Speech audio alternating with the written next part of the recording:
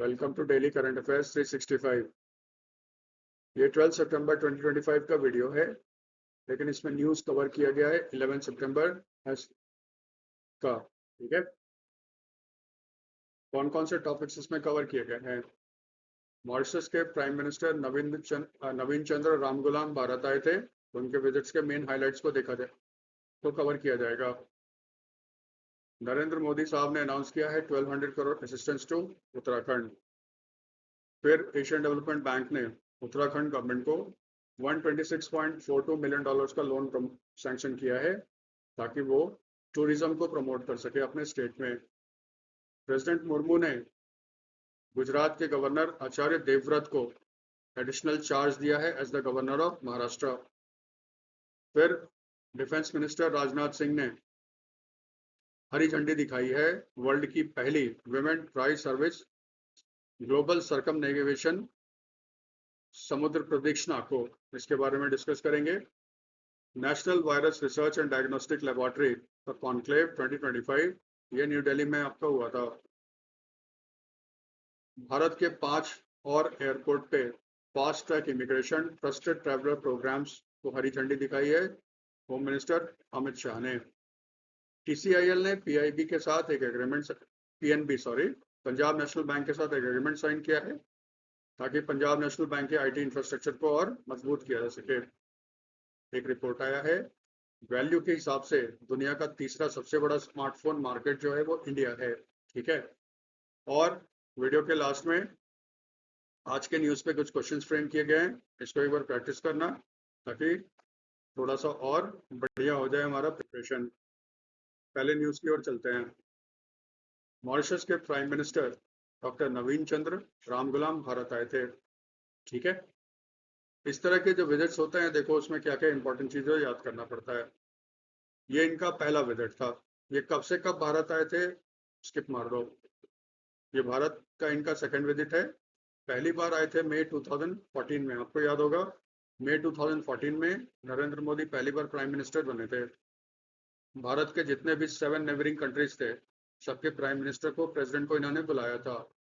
और सार्क के अलावा, यानी कि साउथ एशिया के अलावा जो लीडर आपके बुलाए गए थे वो यही डॉक्टर नवीन चंद्र रामगुलाम थे। ठीक है, बाद में ये सत्ता से बाहर हो गए थे। लास्ट ईयर मॉरिशस में आपका इलेक्शन हुआ था, ये फिर से पावर में आ गए, तो फिर प्राइम मिनिस्टर बनने के बाद देखो इनका ये पहला विजिट है इंडिया का, लेकिन ओवरऑल इनका सेकंड विजिट है। इनका प्लेन पहले लैंड किया मुंबई, फिर ये गए वाराणसी, फिर ये गए अयोध्या, फिर गए तिरुपति तमिलनाडु, फिर गए न्यू दिल्ली। इसको इसलिए देखो हाईलाइट किया जा रहा है क्योंकि बहुत बार पूछते हैं ना, ये जो फॉरेनर डिग्नेटरीज भारत आए थे वो किस किस शहर में गए थे, क्रोनोलॉजी क्या है, इसको याद करना है। इसका मतलब पहले मुंबई में गए, वहां पे बिजनेसमैन से मिले, फिर बनारस गए, वाराणसी में गंगा आरती देखा, फिर अयोध्या गए, राम टेम्पल गए, तिरुपति गए, वहां भी मंदिर गए, दिल्ली गए, फिर दिल्ली आएंगे, द्रौपदी मुर्मू से मिलेंगे, फिर फ्लाइट पकड़ेंगे और मॉरिशस चले जाएंगे। जब ये वाराणसी आए थे तब इनकी मीटिंग हुई थी प्राइम मिनिस्टर मोदी से। जानते हो वाराणसी से लोकसभा MP भी हैं मोदी साहब। इसको कह सकते हैं तो समिट मीटिंग मोदी और राम गुलाम के बीच में कहाँ पे हुआ था, वाराणसी में, ये भी पूछ सकता है ये दोनों की मीटिंग कहाँ हुई थी। दोनों ने बहुत सारे इश्यूज पे चर्चा किए होंगे, लेकिन जो हमारे लिए इम्पोर्टेंट है, दोनों लीडर्स के सामने 7 MOU साइन किए गए थे। ठीक है, MOU होता है मेमोरेंडम ऑफ अंडरस्टैंडिंग। एक था जो इंडिया वो मॉरिशस को हेल्प करेगा national science and technology strategy को डेवलप करने में। इसके लिए एग्रीमेंट साइन किया गया है department of science and technology, जो गवर्नमेंट ऑफ इंडिया के अंदर आता है, मॉरिशस के बॉडी के साथ। फिर दूसरा जो एग्रीमेंट है वो CSIR होता है council for scientific and industrial research, Bharat सरकार की टॉप लेबोरेटरी है। उसकी एक लैब है नेशनल इंस्टीट्यूट ऑफ ओशनोग्राफी।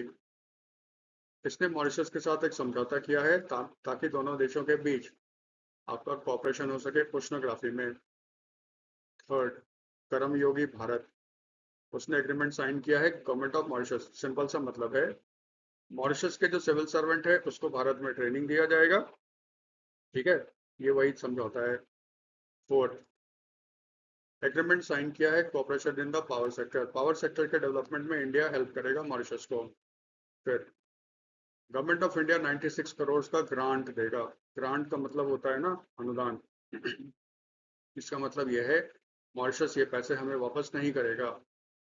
क्यों पैसे दे रहे हैं? मॉरिशस में high impact community development projects हैं, उसको फंड करेगा। हाई इम्पैक्ट का मतलब होता है रोड बनाएगा, सीवेज बनाएगा, स्कूल बनाएगा, जिससे कि लोगों को फायदा हो सके। इसलिए देखो कम्युनिटी डेवलपमेंट प्रोजेक्ट बोला जाता है।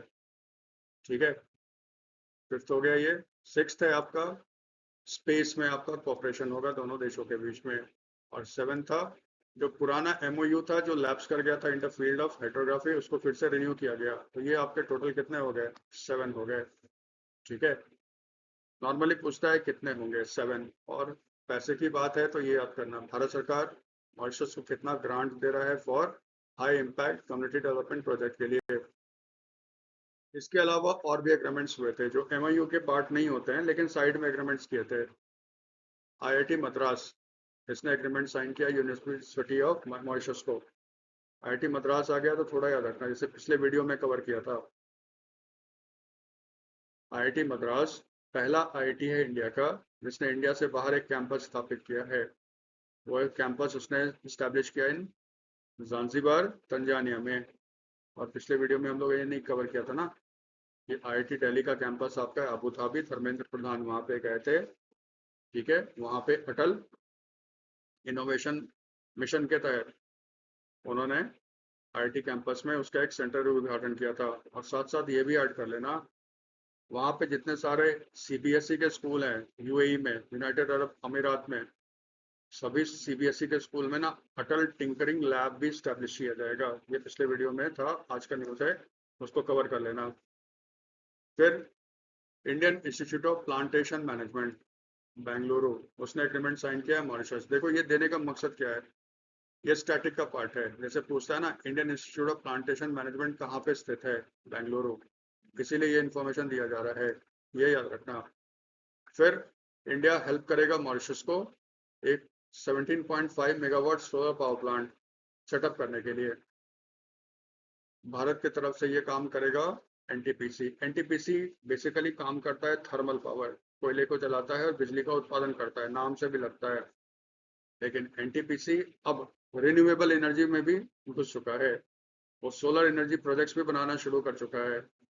ठीक है, और एनटीपीसी क्या कर रहा है, जहां जहां उसका थर्मल पावर प्लांट है, देखो थर्मल पावर प्लांट में ना पानी का बहुत जरूरत पड़ता है, स्टोर करके रखते हैं ये लोग बड़ा सा, उसके ऊपर एनटीपीसी क्या कर रहा है, सोलर पावर प्लांट लगा रहा है। अब क्योंकि पानी के ऊपर है इसलिए इसको कहा जाता है फ्लोटिंग सोलर पावर प्लांट। ठीक है, एनटीपीसी हेल्प करेगा मॉरिशस को, ये याद रखना। इंडिया की तरफ से कौन सी कंपनी होगी जो मॉरिशस में floating solar power plant setup करेगा, एनटीपीसी। ये गवर्नमेंट ऑफ इंडिया की है। गवर्नमेंट ऑफ इंडिया ने अनाउंस किया है कि वो $680 मिलियन का इकोनॉमिक पैकेज देगा मॉरिशस को। फिर ये काम का है, क्वेश्चन ऐसे रहेगा, भारत मॉरिशस को कितना दे रहा है स्पेशल इकोनॉमिक पैकेज। यूएसडी का मतलब होता है यूनाइटेड स्टेट्स डॉलर। ठीक है, इसका डिटेल ब्रेकअप जो है यहाँ पे दिया हुआ है, आप चाहो तो स्किप भी मार सकते हो। ठीक है, थोड़ा इसको ध्यान रखना। इसमें से जो $25 मिलियन है वो बजटरी असिस्टेंस है for the current financial year. देखो 25-26 का बजट आया, निर्मला सीतारमन अनाउंस करती है ना, हम विदेशी देशों को सहायता के रूप में इतने पैसे देंगे। उसी में एक ये था कि $25 मिलियन इंडियन गवर्नमेंट असिस्टेंस के रूप में देगा आपका मॉरिशस को, क्योंकि ये बजट में प्रावधान था, बजट के थ्रू आ रहा है, इसीलिए इसको बजटरी असिस्टेंस बोलते हैं।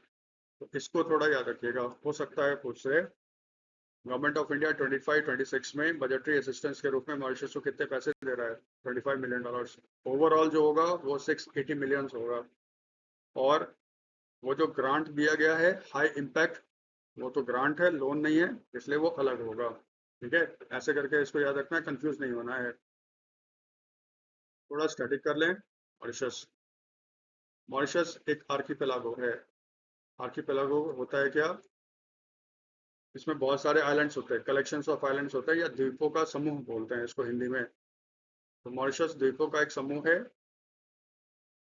पानी से घिरा है, इसका मतलब ये सिचुएटेड है कहाँ पे, इंडियन ओशन। हो सकता है आपको पूछ ले मॉरिशस कहाँ है, Indian ocean, Atlantic ocean, Pacific ocean, ये ओशन वो ओशन। याद रखना इंडियन ओशन में, लेकिन ये एक अफ्रीकन कंट्री है, ठीक है, एशिया का नहीं है। 2/3 पॉपुलेशन जो है वो इंडियन ओरिजिन का है, और ये बेसिकली आए हैं बिहार और ईस्टर्न उत्तर प्रदेश से। इनको गिरमिटिया भी बोला जाता है पॉपुलेशन।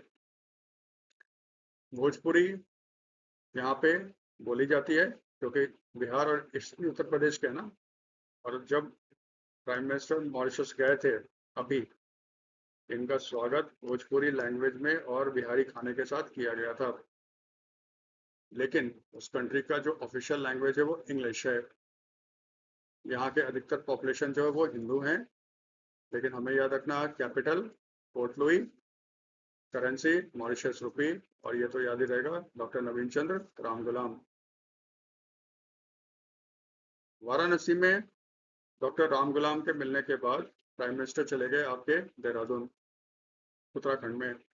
वहां पे उन्होंने मीटिंग की और उन्होंने अनाउंस किया, उत्तराखंड जो अभी आप जानते हो बारिश के कारण मैसिव लैंडस्लाइड हुआ उत्तराखंड में, जान माल का बहुत नुकसान हुआ है। उत्तराखंड को गवर्नमेंट ऑफ इंडिया असिस्टेंस के रूप में 1200 करोड़ देगा। याद रखना, इससे पहले वो गए थे हिमाचल प्रदेश और पंजाब, एक ही दिन गए थे। हिमाचल प्रदेश को अनाउंस किया था 1500 करोड़ का, और पंजाब को उन्होंने अनाउंस किया था 1600 करोड़ का। हर जगह ये देखो, ये भी है, जो भी बच्चे अनाथ हो गए हैं उनको असिस्टेंस दिया जाएगा पीएम केयर्स के, ठीक है। वो पिछले वाली वीडियो में उसको देख लेना। तो ये जो पैसे दिए जा रहे हैं स्टेट गवर्नमेंट को, ये पैसे आ कहाँ से रहे हैं? आपदा के लिए, इमरजेंसी के लिए, ठीक है। गवर्नमेंट ऑफ इंडिया ने 2 फंड बना रखा है, एनडीआरएफ और एक फंड है एसडीआरएफ, ठीक है। तो डिजास्टर एक्ट के तहत सेंट्रल गवर्नमेंट बनाता है NDRF, national disaster relief fund, और हर स्टेट गवर्नमेंट बनाता है आपके एसडीआरएफ। इसमें अधिकतर पैसा सेंट्रल गवर्नमेंट से आता है, लेकिन ये स्टेट गवर्नमेंट के अंदर होता है। एनडीआरएफ सेंट्रल गवर्नमेंट का है, तो ये जो पैसे अनाउंस हो रहे हैं ना, ये एनडीआरएफ से आ रहे हैं, नेशनल डिजास्टर रिलीफ फंड से। और कुछ पैसे आपके एसडीआरएफ से भी जाएंगे, ठीक है। और इसमें भी तो अधिकतर पैसा सेंट्रल गवर्नमेंट का ही होता है, तो एनडीआरएफ और एसडीआरएफ से ये पैसे जाते हैं इसमें। उत्तराखंड में ही रहते हैं। एशियन डेवलपमेंट बैंक ने $126.42 मिलियन का लोन दिया है उत्तराखंड को, to promote sustainable and climate resilient tourism, ठीक है। ये जो टूरिज्म है कहाँ प्रमोट किया जाएगा? Tehri lake area of Uttarakhand. तो टेहरी लेक के बारे में जान लो। उत्तराखंड में एक जगह है टेहरी, एक शहर था, और ये गढ़वाल में आता है। यहाँ पे भागीरथी नदी बहती है। गवर्नमेंट ऑफ इंडिया ने प्लान किया कि भागीरथी रवि नदी पे एक बहुत बड़ा डैम बनाया जाएगा, जिसको टेहरी डैम बोला जाता है। इससे क्या हुआ, जब डैम बनाते हैं तो पानी जमा हो जाती है ना। अनफॉर्चुनेटली वो पानी जो जमा हुआ ना, वो पुराने टेहरी शहर पे जमा हो गया। पूरा शहर आपका डूब गया है, ठीक है। तो गवर्नमेंट ने फिर एक नया टेहरी शहर आपका बनाया है गढ़वाल डिस्ट्रिक्ट में। टेहरी गढ़वाल डिस्ट्रिक्ट में, सॉरी। काम का चीज क्या याद रखना है, ये जो लेक बना है, ठीक है, क्योंकि जब डैम बनाओगे पानी जमा करोगे, वो तो लेक बन गया ना। वो नेचुरल तो है नहीं, उसको तो इंसान ने बनाया, इसके लिए उसको मैनमेड या आर्टिफिशियल लेक बोला जाता है। टेहरी लेक एशिया का सबसे बड़ा मैनमेड लेक माना जाता है, ठीक है। उत्तराखंड का गवर्नमेंट टेहरी लेक को प्रमोट कर रहा है as a tourism area, tourism के रूप में इसको प्रमोट कर रहा है। तो फिर उसी के लिए उत्तराखंड गवर्नमेंट को $126.42 मिलियन का लोन एशियन डेवलपमेंट बैंक दे रहा है। अब इसमें देखो साथ में क्या लिखा हुआ है, 1 मिलियन इन टेक्निकल असिस्टेंस।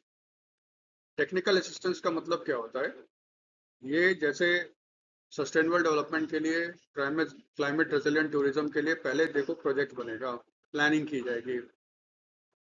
तो जब आप प्रोजेक्ट बनाते हो तो उस पर खर्चा होता है ना, आपको ट्रेन मैन पावर चाहिए उसके लिए।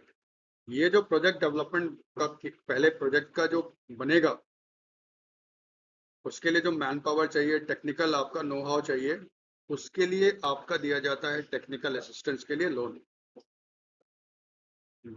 जो फिर प्रोजेक्ट लागू होगा उसके लिए दिया जा रहा है $126.42 मिलियन का लोन।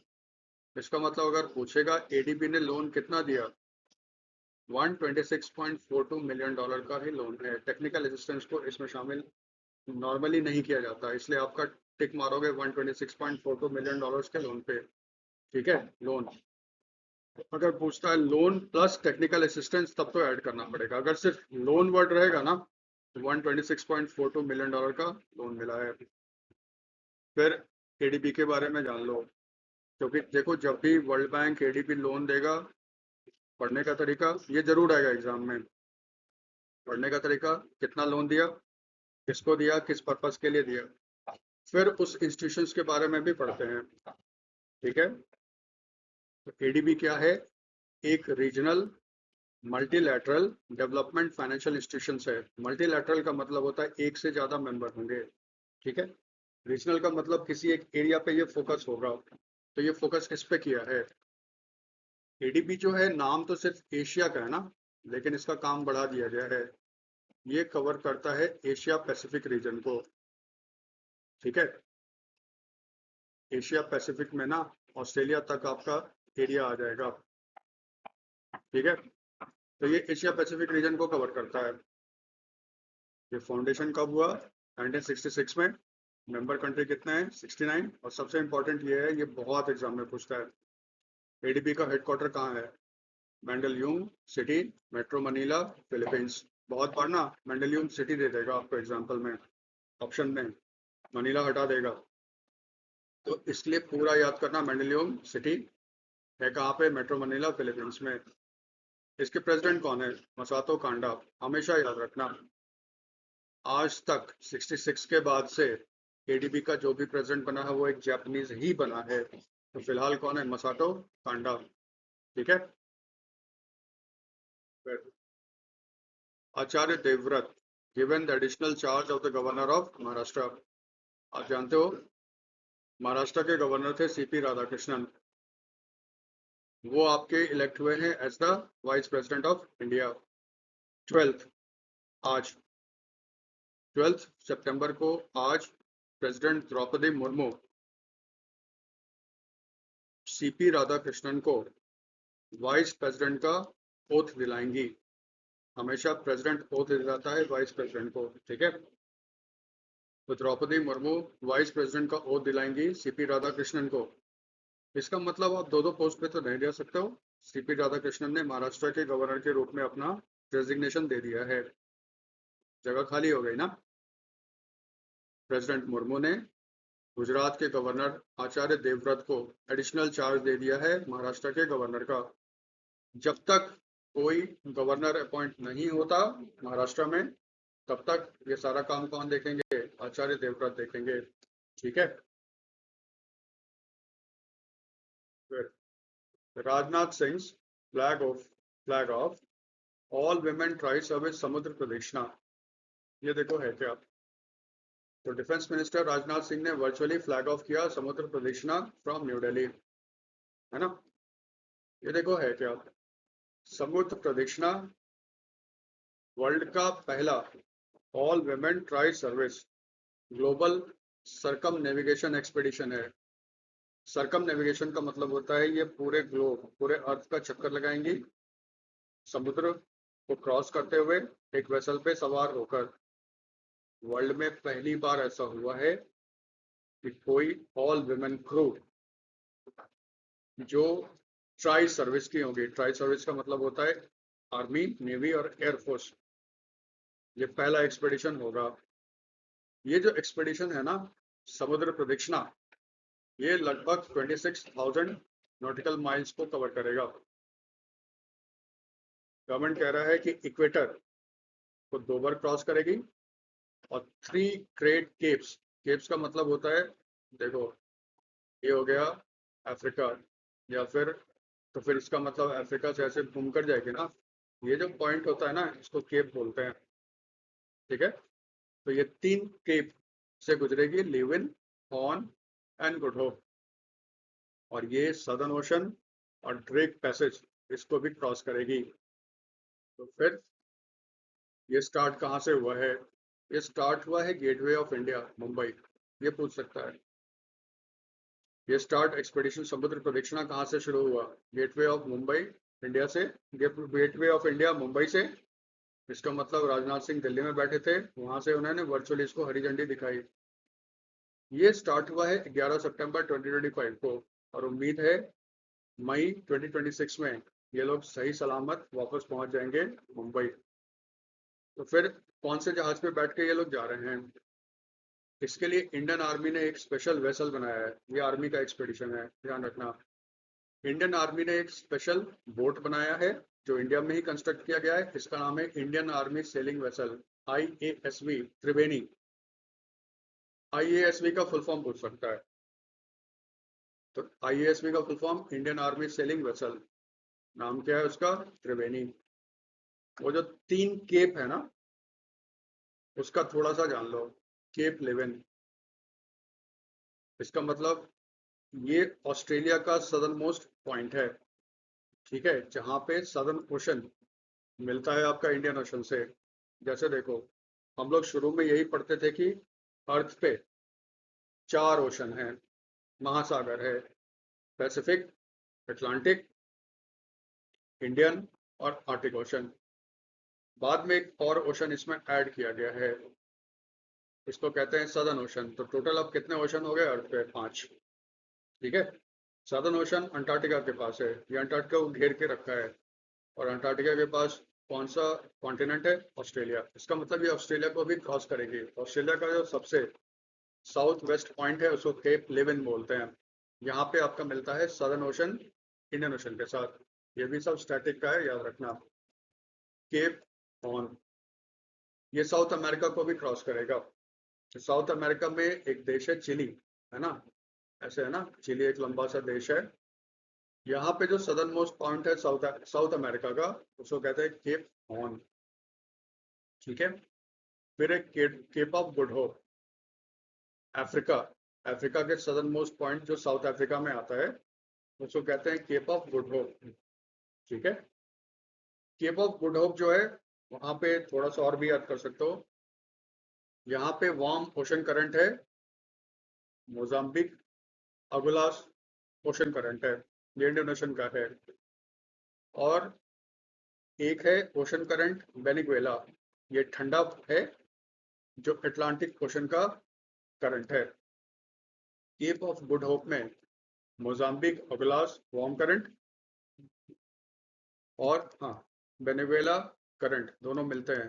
तो जब ठंडा और गर्म मिलेगा पानी, तो फिर वहां पे ना वेदर कंडीशन बहुत ही खराब हो जाता है। बहुत ही टफ माना जाता है ये एरिया। ये 3 डेंजरस एरिया से कवर करते हुए ये 10 विमेन आपका पूरा इंडिया क्रॉस करेगी और होपफुली मई 2026 में सही सलामत इंडिया आ जाएंगे। फिर अमित शाह, भारत के 5 और एयरपोर्ट पे fast track immigration trusted traveller programme को हरी झंडी दिखाई है। ठीक है, ये 5 एयरपोर्ट कौन से हैं? लखनऊ, तिरुवनंतपुरम, त्रिची, कोझिकोड एंड अमृतसर। ठीक है, ये 5 एयरपोर्ट है जहां पे आपका ये सिस्टम फिर से सॉरी लागू हो चुका है। तो अगर इन 5 को मिला ले तो टोटल एयरपोर्ट जहां पे आपका ये सिस्टम लागू हो चुका है वो टोटल कितने हो गए? 13। पहला एयरपोर्ट जहां पे ये सिस्टम लागू किया गया था वो था 2024 में नई दिल्ली में। ठीक है, उसके अलावा मुंबई, चेन्नई, कोलकाता, बेंगलुरु, कोच्चि, अहमदाबाद एयरपोर्ट पे ये सिस्टम लागू हो गया है। ये बेसिकली देखो है क्या, ये ना डिजी यात्रा जैसा है। इसमें क्या है, इनका वेबसाइट है। अगर आपको इंडिया से बाहर जाना है, इंडिया से बाहर जाने पहले ना आपको इमिग्रेशन कस्टम क्लियरेंस वगैरह लेना पड़ता है, बहुत टाइम लगता है उसमें। इस सिस्टम में क्या है, वेबसाइट बना हुआ है, आप वहाँ पे जाइए, लॉग इन कीजिए, अपना डिटेल सारा दे दीजिए, बायोमेट्रिक पहचान दे दीजिए, सब चीज़ दे दीजिए। तो जब आप एयरपोर्ट पे जाएंगे, जैसे आप लखनऊ एयरपोर्ट पे आप जाओगे, अमेरिका जाना है सपोज करो, सारा चीज़ आपने पहले ही अपलोड कर लिया है, वहाँ पे जैसे ही जाओगे गेट लगा होगा, गेट आपका सारा डेटा उसके पास फीड किया एक्सेस होगा उसका वेबसाइट से, वो आपका स्कैन करेगा बायोमेट्रिक, मतलब आपका चेहरा स्कैन करेगा, बायोमेट्रिकली कंफर्म हो जाएगा, आप गेट से क्रॉस करोगे, कोई कस्टम नहीं, कोई इमिग्रेशन क्लियरेंस की जरूरत आपको नहीं जरूरत पड़ेगी। इसका मतलब सब चीज़ ठीक ठाक रहा ना, आप 30 सेकेंड्स में आपका सारा काम पूरा हो जाएगा, इसीलिए इसको कहते हैं फास्ट ट्रैक इमिग्रेशन। ठीक है, ये तो अब इसमें क्या याद रखना है भाई, होम अमित शाह तो पता ही है आपको कौन है, होम मिनिस्टर है प्लस मिनिस्टर फॉर कॉपरेशन है। ये 5 एयरपोर्ट का नाम, लखनऊ, तिरुवनंतपुरम, त्रिची, कोझिकोड एंड अमृतसर। टोटल कितने हो गए? 13। पहला एयरपोर्ट कौन था? न्यू दिल्ली, यही याद रखना है आपको। ठीक है, फिर national virus research and diagnostic laboratory VRDL का कॉन्क्लेव हुआ था न्यू दिल्ली में 11 और 12 सितंबर को। तो फिर इस तरह का जो होता है कॉन्फ्रेंस, कॉन्क्लेव, समिट वगैरह, तो हमें पढ़ने का तरीका क्या होता है, कहाँ हुआ? न्यू दिल्ली में हुआ। इनॉग्रेशन किसने किया? Union minister of state for health and family welfare Shrimati Anupriya Patel ने। क्या भाषणबाजी हुई, हमें ज़्यादा जरूरत नहीं है, काम का चीज़ क्या है। भारत में 164 VRDL लेबोरेटरीज हैं जो 26 सिटीज स्टेट्स और 5 यूनियन टेरिटरीज में हैं। VRDL बेसिकली होता क्या है, देखो ये वायरस से रिलेटेड है। कहीं पे कोई सैंपल आया, जैसे मान लो कोरोना आ गया, अब टेस्ट होगा ना सबसे पहले पेशेंट का, ये कौन सा वायरस है, तो आप कहीं पे इसको टेस्ट करोगे, ठीक है, तो एक लैब में भेजा जाता है। फिर अगर वो बिल्कुल नया है वायरस, पता नहीं चल रहा है, तो फिर उस पर रिसर्च करोगे और टेस्ट करने के लिए ना एक किट बनाओगे, जैसे आप देखते थे कोरोना के समय स्वैब लगाता था मुंह पे और उसको फिर एक रखते थे, फिर उसी स्वैब को टेस्ट करते थे कि कोरोना है या नहीं है, इसको कहते हैं डायग्नोस्टिक किट। तो भारत में इस तरह के जो लेबोरेटरीज होते हैं जहाँ पे टेस्टिंग किया जाता है और डायग्नोस्टिक किट्स वगैरह बनाते हैं या उस पर रिसर्च होता है, उसको बोलते हैं VRDL लैब। ठीक है, उन्हीं सब का कॉन्फ्रेंस था आपका न्यू दिल्ली में। अब देखो इसके ना सेफ्टी के लेवल पे, क्योंकि ये वायरस है, हाईली कंटेजियस होता है, कोई कोई तो भाई खत्म ही कर देता है आदमी को। तो इन लैब को ना अलग अलग लेवल दिया गया है on the basis of safety, bio safety, BS उसको बोलते हैं BSL lab, bio safety level lab. 1 2 3 4, 4 जो होता है वर्ल्ड में वो हाईएस्ट होता है, वहाँ पे जबरदस्त कंटेमिनेशन सॉरी कंटेनमेंट फैसिलिटी होती है, जैसे मूवी में देखते हो ना, सारा घेर के रखते हैं, सारा सूट पहन के रखते हैं, जाने के लिए बाहर निकलने के लिए एक प्रोसीजर फॉलो करना पड़ता है। तो BSL-4 लैब वैसा है, वहाँ पे उस तरह के वायरस पे रिसर्च किया जाता है जिसमें अगर आपका एक्सपोजर हो गया वायरस से तो राम नाम सत्य है। ठीक है, भारत में सिर्फ एक ही लैब है जिसको BSL-4 का एक्रेडिशन मिला है, वो है आपका national institute of virology Pune, सिर्फ एक ही है, national institute of virology Pune. Bharat सरकार चाहता है कि इस तरह के और इंस्टीट्यूट भारत में शामिल हो बने, क्योंकि कोरोना के समय इसकी बहुत ज़्यादा ज़रूरत महसूस हुई थी। इस तरह के 4 और इंस्टीट्यूट सेटअप हो रहे हैं, 4 new national institute of virology, मतलब ये पुणे का ही ब्रांच होगा, हेड ऑफिस होगा पुणे। 4 और ब्रांच खुलेंगे, एक खुलेगा जबलपुर मध्य प्रदेश में, एक होगा डिब्रूगढ़ असम में, एक होगा बेंगलुरु कर्नाटका में, और एक होगा जम्मू जम्मू कश्मीर में। तो NIV national institute of virology Pune जो है वो हेडक्वार्टर हो जाएगा, इसके 4 और सेंटर्स खुलेंगे, जबलपुर, डिब्रूगढ़, बेंगलुरु एंड जम्मू, ये हमारे काम का चीज़ है, इसमें से याद रखिएगा। फिर TCIL, उसने PNB के साथ एक मेमोरेंडम ऑफ अंडरस्टैंडिंग साइन किया है। TCIL क्या है भाई? Tele Communication Consultant India Limited, ये गवर्नमेंट ऑफ इंडिया की एक कंपनी है, मिनिस्ट्री ऑफ कम्युनिकेशन के अंदर आता है। उसने PNB के साथ एक एग्रीमेंट साइन किया है, एग्रीमेंट के तहत PNB का जो IT इंफ्रास्ट्रक्चर है, इंफॉर्मेशन टेक्नोलॉजी इंफ्रास्ट्रक्चर है, उसको ये डेवलप करेगा ताकि PNB का IT इंफ्रास्ट्रक्चर और अच्छा हो और वो बेहतर कस्टमर सर्विस प्रोवाइड कर सके। ठीक है, ये इसी के लिए हुआ था, बहुत सिंपल सा रहेगा भाई। PNB ने किस कंपनी के साथ एग्रीमेंट साइन किया है? ताकि वो अपने आईटी के इंफ्रास्ट्रक्चर को डेवलप कर सके। इन्फोसिस, विप्रो वगैरह वगैरह। हमारा आंसर क्या होगा? Telecommunication India limited. और telecommunication consultant India limited, sorry, telecommunication consultant India limited, इसका हेडक्वार्टर जो है न्यू दिल्ली में है। फिर पीएनबी आ गया। पीएनबी में अभी जो न्यूज़ कुछ दिन पहले आया था, इसने अपना पहला स्टार्टअप फोकस्ड ब्रांच जो है वो ओपन किया है। कहाँ पे? ठीक है, वो जो है उसका डिटेल है वो 29 अगस्त 2025 के वीडियोस में आप देख सकते हो। ठीक है, एक रिपोर्ट आया था, इंडिया जो है वर्ल्ड का थर्ड लार्जेस्ट स्मार्टफोन मार्केट बन गया है। ये ना, कितना स्मार्टफोन का सेल हुआ उस पर नहीं है, ये है वैल्यू। वैल्यू का मतलब कितने पैसे का वो स्मार्टफोन सेल हुआ है उस पे है। ये डेटा किसने निकाला है? Counter point research. और ये डेटा कब है? फर्स्ट हाफ ऑफ 2025 का, यानी कि पहले 6 मंथ्स का है इस साल का। एक होता है कैलेंडर ईयर। कैलेंडर ईयर का मतलब होता है 1 जनवरी से स्टार्ट हुआ, 31 दिसंबर को खत्म हो गया। एक होता है फाइनेंशियल ईयर या फिजिकल ईयर, वो 1 अप्रैल, वो इंडिया में लागू होता है, वो है 1 अप्रैल से लेकर 31 मार्च तक। तो ये पहले 6 महीने का दिया है डेटा इस साल का 2025 का। काउंटर पॉइंट रिसर्च कहता है वर्ल्ड का सबसे बड़ा मार्केट स्मार्टफोन का अभी भी बाय वैल्यू चाइना है। इसका शेयर है वर्ल्ड के मार्केट में 28.3%, इसमें थोड़ी सी गिरावट आई है। सेकंड पे है यूएस, वर्ल्ड के मार्केट का 16.9% है, थोड़ा सा बढ़ा है। थर्ड पे इंडिया है 7.9%, जो पहले था 7.7, इसी पीरियड में थोड़ा सा बढ़ा है।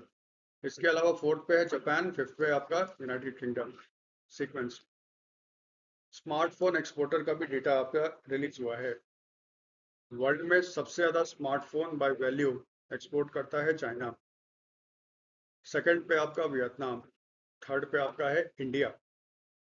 और वो कह रहा है कि इस फाइनेंशियल ईयर तक भारत चाइना के बाद वर्ल्ड का दूसरा सबसे बड़ा स्मार्टफोन एक्सपोर्टर बन जाएगा, और इसमें सबसे बड़ी भूमिका एप्पल की होगी। आप जानते हो एप्पल ने अपना सारा चीज खोल रखा है भारत में, प्लांट सेटअप कर रखा है। और अमेरिका को सबसे ज्यादा जो एप्पल फोन अब सप्लाई होता है वो इंडिया से होता है, नॉट चाइना। ठीक है, तो अभी फिलहाल एक्सपोर्ट में हम लोग थर्ड हैं, और वैल्यू के हिसाब से वर्ल्ड में भी थर्ड है सबसे बड़े स्मार्टफोन।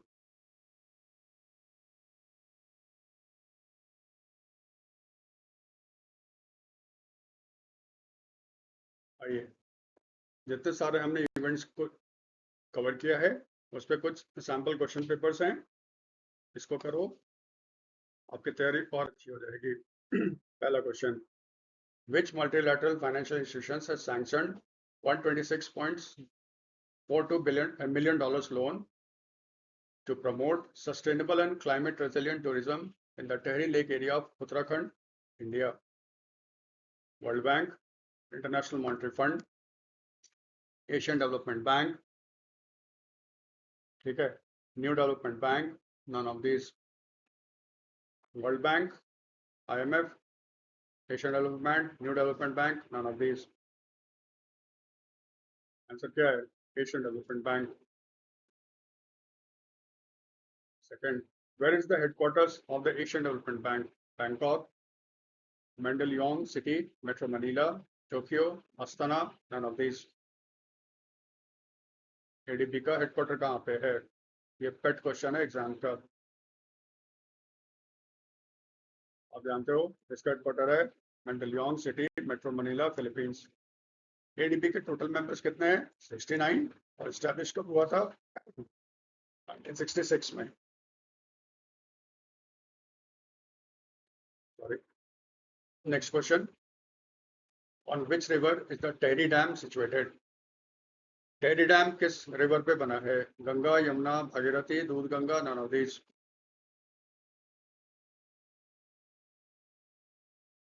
इसका आंसर क्या है? भागीरथी। ये गढ़वाल रीजन में है उत्तराखंड में, और ये आर्टिफिशियल लेक है टेरी लेक। इसको माना जाता है एशिया का सबसे बड़ा manmade lake. Next question, who has been given additional charge as the governor of Maharashtra by the president after the election of CP Radhakrishnan as the vice president of India? Goa governor Ashok Gajpati Raju, Gujarat governor Acharya Devvrat, Rajasthan governor Haribabu Bagade, Karnataka governor Thaawarchand Gehlot, none of these. Answer क्या है? Gujarat governor Acharya Devvrat.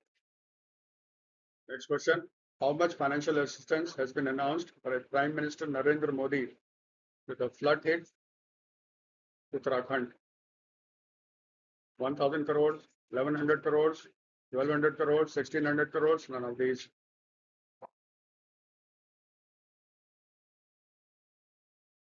Answer क्या है? 1200 crores। और याद रखना, पंजाब को कितना मिला है? 1600 crores, और 1500 तो किसके लिए अनाउंस हुआ है? 1500 crores हिमाचल प्रदेश के लिए। फिर what is the correct sequence of the cities visited by Mauritius Prime Minister Naveen Chandra Ramgoolam during his visit to India in September 2025? Chronology: A है Mumbai, Varanasi, Ayodhya, Tirupati and New Delhi. B है न्यू दिल्ली, अयोध्या, वाराणसी, तिरुपति, मुंबई। सी है New Delhi, Varanasi, Ayodhya, Mumbai and Tirupati. D है Tirupati, New Delhi, Ayodhya, Varanasi, Mumbai. E है आपका none of these.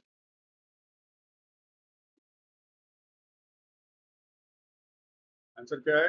पहले गए मुंबई, फिर गए वाराणसी, यहाँ पीएम से मिले वो मोदी साहब से, फिर राम मंदिर के लिए अयोध्या गए, तिरुपति में दर्शन के लिए गए, फिर वापस न्यू दिल्ली आएंगे, प्रेसिडेंट द्रौपदी मुर्मू से मिलेंगे, और फिर वापस चले जाएंगे वो मॉरिशस।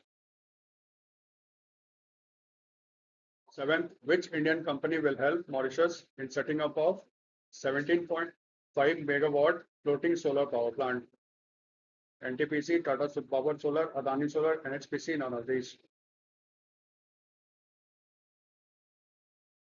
मॉरिशस में 17.5 megawatt solar floating solar power plant setup कौन इंडियन कंपनी करेगा? NTPC, Tata power, Adani solar, NHPC, none of this. Answer क्या है? NTPC. Question number 8, how much economic assistance package has been announced by the government of India for Mauritius during the visit of Mauritius prime minister Navin Chandra Ramgoolam to India? कितना economic package announce किया है Mauritius के लिए government of India ने? एक option है USD 500, USD 600 million, USD 680 million, USD 720 million, और एक है नन ऑफ दीज। आंसर है USD 680 million dollars. And telecommunication consultant India limited has signed an MAU with which bank to strengthen its information technology infrastructure for more reliable and customer-centric digital services? ठीक है, telecommunication consultant India limited ने किस Indian bank के साथ MOU sign किया है उसके information technology digital infrastructure को मजबूत करने के लिए? एक हो गया SBI, bank of Baroda, HDFC, PNB, none of these. Answer क्या है? PNB।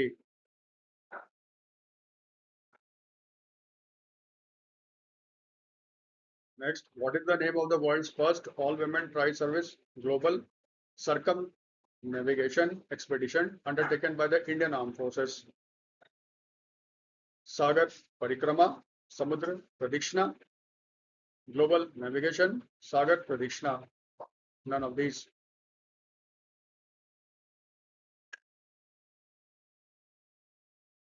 आंसर क्या है? समुद्र प्रदक्षिणा। आप जानते हो इसमें टोटल कितने मेंबर्स हैं? 10, सारे विमेन हैं, और ये आई है कहाँ से? आर्मी, नेवी, एयरफोर्स से। और इनके शिप का नाम क्या है?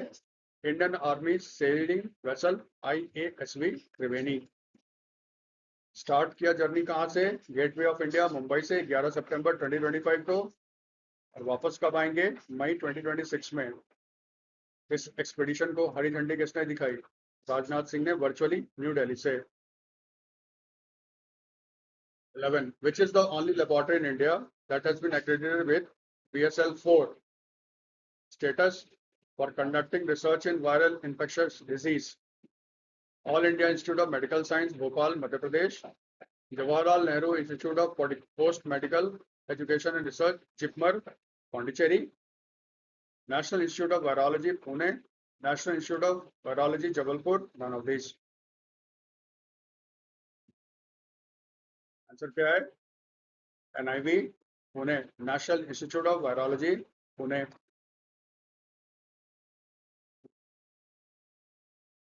Next, who inaugurated the National Virus Research and Diagnostic Laboratory Conclave 2025? Union Minister for Health and Family Welfare, JP Nadda. Union Minister of State for Science and Technology, Dr. Jitendra Singh. Union Home Minister Amit Shah. Union Minister of State for Health and Family Welfare, Anupriya Patel. None of these.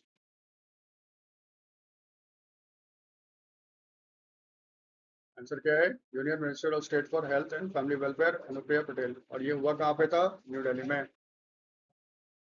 Well, in September 2025, the Fast Track Immigration Trusted Traveler Program was launched in which of the following airports? Lucknow, Thiruvananthapuram, Trichy, Kozhikode and Amritsar. दूसरा option है Lucknow, Navi Mumbai, Trichy, Kozhikode and Amritsar.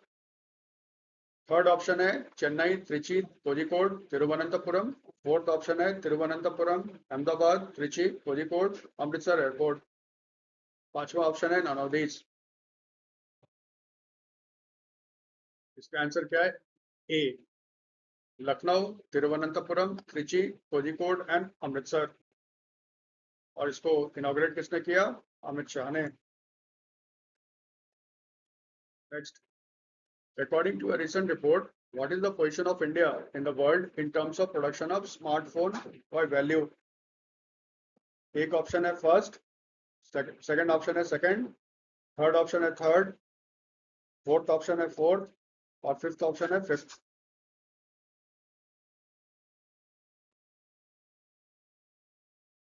Answer क्या है? Third. First पे कौन है? China, second पे USA और third पे कौन है? India. What is the rank of India in the world in the export of smartphones? Smartphone के एक्सपोर्ट में इंडिया का रैंक क्या है? First, second, third, fourth and fifth. इसका आंसर क्या है? थर्ड। फर्स्ट पे है चाइना, सेकंड पे है वियतनाम। और होपफुली इस साल इंडिया वियतनाम से आगे निकल जाएगा, होपफुली। तो आज के वीडियो के लिए इतना ही। अगर आपको ये वीडियो अच्छा लगता है तो आप इसको लाइक करो, सपोर्ट करो, और इसको कैसे इम्प्रूव कर सकते हैं ये कमेंट करो। Thanks for watching.